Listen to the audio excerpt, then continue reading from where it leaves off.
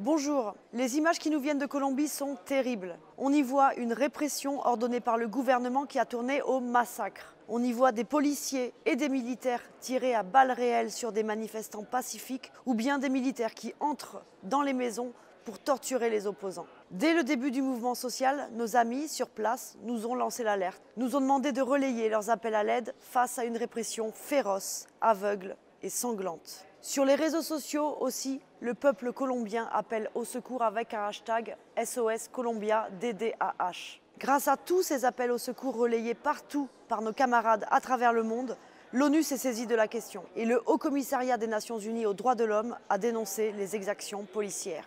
Depuis le début du mouvement social qui a débuté fin avril, l'ONG Human Rights Watch a dénombré pas moins de 63 morts, plusieurs centaines de disparus, des milliers de blessés et plusieurs cas de viol commis par les forces de l'ordre. Un bilan qui malheureusement s'aggrave chaque jour.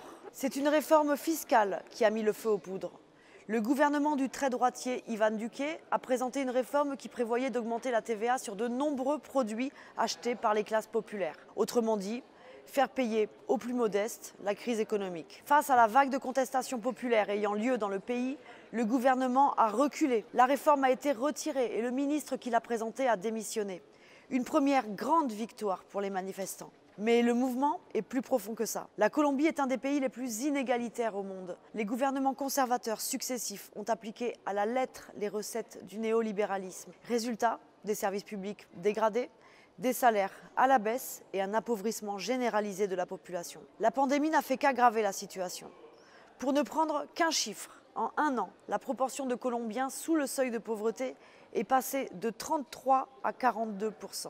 C'est cette colère que les Colombiens et les Colombiennes expriment chaque jour dans la rue depuis maintenant plus d'un mois. À côté de la colère, ils expriment aussi un espoir. L'espoir d'enfin pouvoir changer les choses, de faire en sorte que les richesses soient équitablement réparties et que les jeunes puissent envisager le futur avec assurance. Il est d'ailleurs frappant de voir le contraste entre la répression policière d'un côté et la vague d'espoir suscitée par la contestation de l'autre. En France, peu de voix s'élèvent pour dénoncer cette répression qui a viré au massacre. Les élus France Insoumise relaient les appels des ONG sur place qui demandent l'instauration d'une mission internationale d'urgence. L'Europe également peine à agir.